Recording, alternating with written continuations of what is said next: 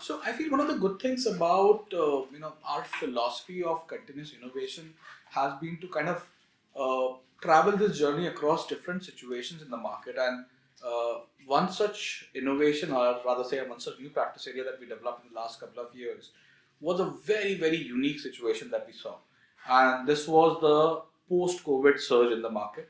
Um Pretty much every single client that we were working with, I won't say just post-COVID, even the pre-COVID phase, I'm talking about the hyper-growth phase of the new age progressive organizations. And the scales that we were talking about with our clients were the scales that we've never seen before in the market.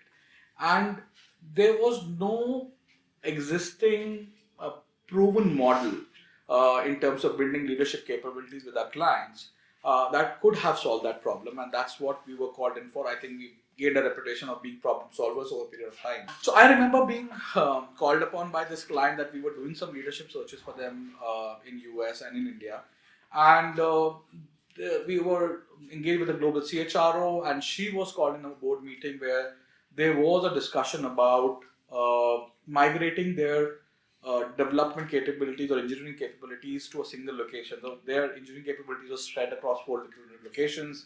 They were in 4 different time zones, and there was a lot of complexity with that model. And also there were challenges of the future scales that they were looking at.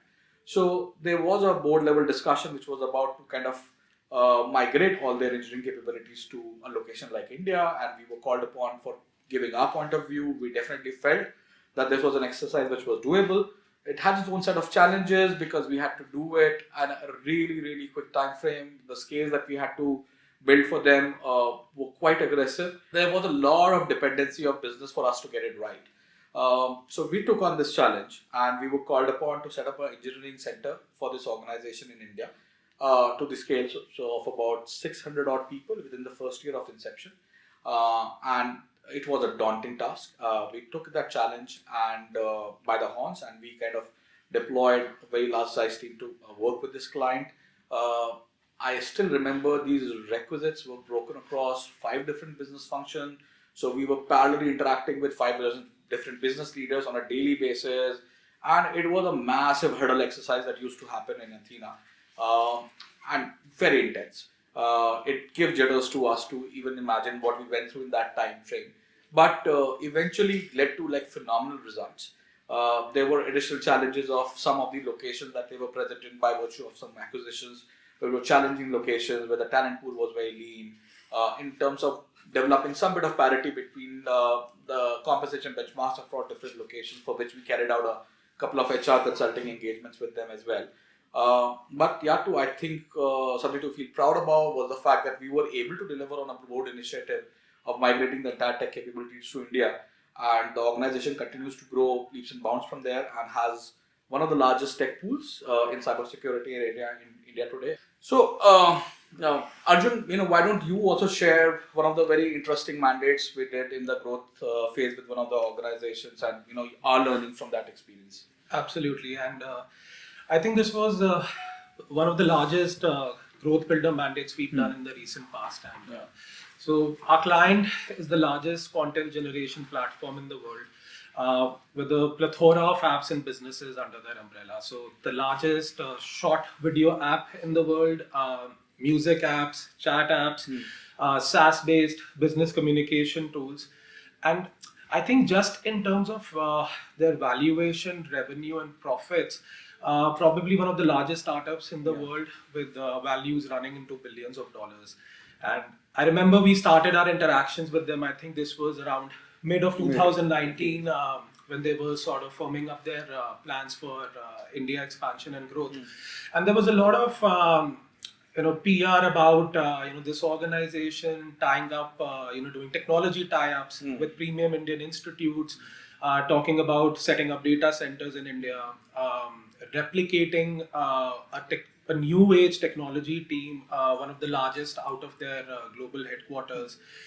But most of it was sort of dependent on one of the very prime objectives they had planned for the Indian market. So this was, I think, late in 2019 when we were sort of called in for a meeting, and they mentioned, all of this will take place, but before that we need to hit our revenue numbers. I still remember the target was running into hundreds of millions of dollars per annum, and they shared this plan with us of building a monetization team in India with more than 800 professionals. Right.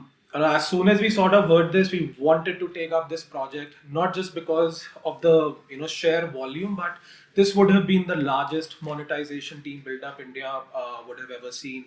And that's when a lot of interaction sort of started, with their head of monetization in India, their leadership team of HR sitting in China, and their leadership HR team sitting in India. And that's when we sort of presented, a solution which was sort of an amalgamation of ATSs and compensation and benefits. And I think that's what sort of caught the attention of the management team in India and globally, because it was a very unique solution to a growth build-up scenario. And as we sort of progress further in our discussions, they suggested that we run it like an RPO. The reason behind this was one, they lacked experience in doing such a build up of such a scale, and two, at that point in time, they were also building up their talent acquisition capabilities. I remember we were mandated to build at least 70% of this monetization team, and when we started the engagement, there were n number of discussions we had with the head of monetization or the head of the function, trying to understand his vision for the market in India, his vision for this function, the structure, and the DNA match and the DNA profile he was looking for his team. Post which there were multitudes of discussions we had with the HR leadership team. This was to understand what their current talent acquisition process was, and what were the historic recruitment metrics of success, because all of this information was required to sort of finalize the strategy of this engagement. And I remember when we started, we had divided our teams in groups of three, wherein there was a central team that was running the talent mapping and compensation and benchmarking exercise.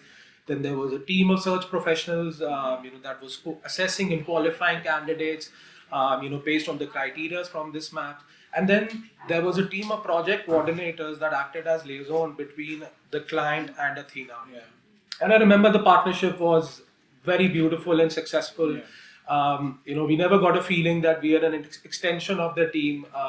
This was one talent acquisition team comprising of Athena and our client that was working towards achieving that one common objective and goal.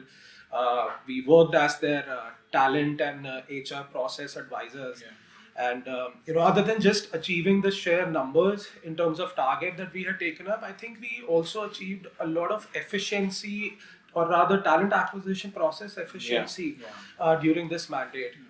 If I recall, I think we were at 75% qualification when it came to candidate presentation to interview qualification.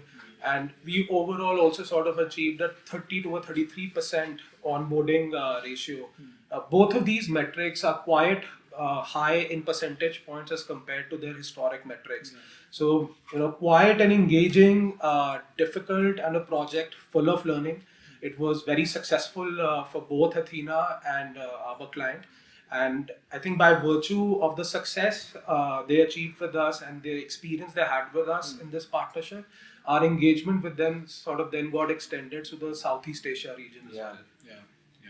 I think that's a great validation of trying out something new. I think when we build this practice, and especially to the scales that Arjun was talking about, it was unheard of. And I think it took a lot of effort, it took a lot of pain from our side to deliver on this assignment. But yes, the validation comes from our partnership growing from one market to other market and replicating successes in other markets. So yeah, overall a great, phenomenal experience on a growth hiring mandate with this client. Yeah, absolutely.